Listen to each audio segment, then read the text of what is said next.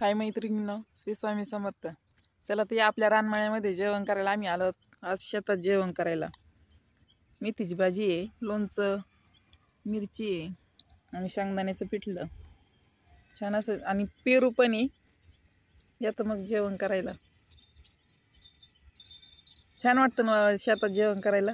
मला तर आवडतं शेतात जेवण. म्हणलं आपली छटाकीच नाव ना, छटाकी पण चरती तिकडं, तिचं पण जेवण चाललंय. मग सगळ्यांचं जेवण चाललंय. येतं मग आणि रताळी भाजलेत पा चुलीत, अशी छान अशी खमंग रताळी भाजून आणलीत. जेवण झालं का ते रताळे खायचे आणि नंतर काम झालं. 2:30 वाजलेत पा, 2:30 वाजता जेवण चाललंय आणि काम झालं ती भाजी खुडायची पा.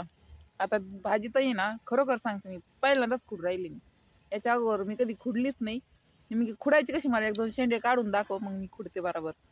पहिल्यांदा भाजी खुडत असं मी बघू किती कुती मला भाजी खुडायला. आता येतं मग आपल्या रानमळ्यामध्ये जेवायला छान अशी बाजरीची भाकरी पण आहे. छान असा चिक्कूचा पेरूचा बाग आहे पा इथं. चाललंय मग निवांत असं जेवण. छटाक चलात मैत्रीण झालंय पा जेवण. आता ठेवलं आवरून सगळं. चला आता भाजी खुडायची. त्यासाठी गमीला आणलंय पा. गमीलात ठेवायची भाजी, लगेच खुडली का आता मग भाजी खुडायला. छटाकी आता इथंच तिचंच खाणंच चाललंय तिचं अजून. हे बघा उन्हातच सगळं. आता किती मी सावलीतली तोडणार आहे पा. तिकडं सावली आहे तिकडं पलीकडं, तिथली खुडून घेते मी आता सावलीतलीच. नाही इथं पण सावली, त्याला घाटे पण आलेत का, छान अशी घाटे आले. तर पण तरी पण बघू भाजी कशी लागते कशी नाही. अजून झाले नाहीत, पकले नाहीत. पकलेत हे बघा निबर झाले दाणे पण त्याच्यातले. भाजी खुडायला तर लेट झाला. आता कुणी पण म्हणून की एवढ्या लेट भाजी नसती. होय ग होय, मी काय म्हणते, भाजी खुडायला लेटच झाली ना आपल्याला. भाजी खुडायला लेट झालेली ना, चांगली लागेल का पण काय माहित. आता ती म्हणती चांगली लागती भाजी. एवढी लेट झाली तरी भाजी कशी चांगली लागत असेल तर काय माहिती. बघू आता कशी खुडायची. ते खुडायचं काम फक्त शेंडा घ्यायचंय. फुलाचं नाही घ्यायचं का? एवढं कमी घ्यायचं का? अगं बाजारात तर एवढी मोठी येते. हे बघ एवढं असतं बाई. नाही घ्यायचं का तसं? तसं नाही घ्यायचं पा म्हणते ती. तिने सांगितली तशीच भाजी खुडायची. बरं चालतंय. चला तर घेऊ खुडून भाजी. मग फक्त शेंडा घ्यायचा. एवढं वरचा पुढचा फक्त एवढाच शेंडा घ्यायचा. चालते. आंब भरपूर आहे बरं का. आंबट हात झाले लगेच कसे.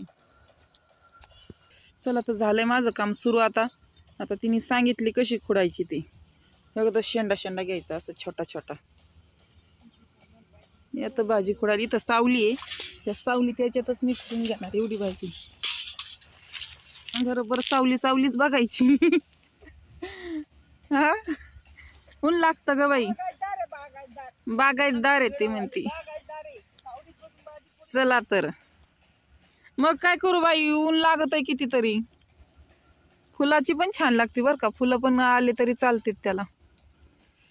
बघू आता किती होती. अजून तर काहीच नाही बघा टपात. आता एवढं भरून झाली तर छानच वाळून पण होईल. आणि अशी ओली भाजी पण करायला छान लागते पा. संध्याकाळी भाजी करणारी ओली भाजी पण. कोणाला भाजी लागते ते नक्की सांगा. आणि खुडायला मात्र तसं नाही, खुडून येऊन घेऊन जा. बऱ्याच जणांची भाजी खुडून झाली असं पा मैत्रिणींची. मी लेट केलंय आता तरी पण चालतंय. मी म्हणते अशी भाजी नाही खुडायची. वाकत चलत भाजी खुडायची पा. बसून नाही खुडायची एका जागेवर. चला मग चाललंय तसंच काम आता माझं. एका जागेवर बसून नाही खुडायची. इथं तिथं खुडत राहायची. पण लाईन धरायची म्हणे. एक लाईन धरली की एकाच लाईन मधली खुडायची सगळी. याला निसायची गरज नाही ना का आता, का निसावं लागेल याला पण. निसायची ग आता. ती लांब गेली पा तिकडे पलीकडे, त्याच्यामुळे तिला काय ऐकायला जाय ना काय बोलते ती. बघू नंतर विचारते मी तिला निसावं लागन की नाही लागन.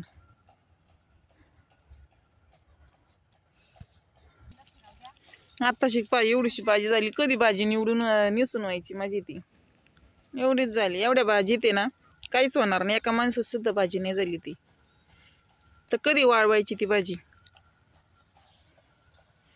खूप मोठं रान आहे.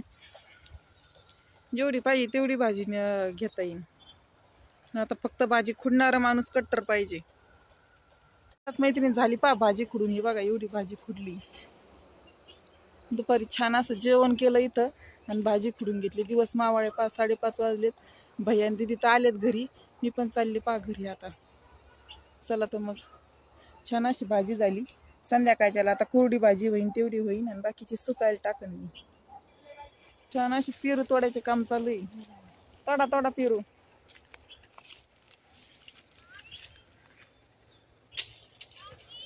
पोरं आले शाळेतून. लागले तर आवाज द्यायला सारखे. 10-15 मिनिटं झाले येऊन त्यांना पण 4-5 आवाज झाले देऊन. चला लवकर म्हणून घरी. चला तर मग चाललोय.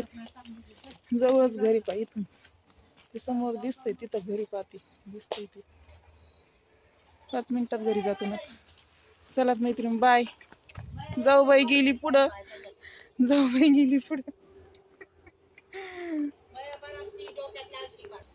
चला तर बाय मैत्रिणींनो.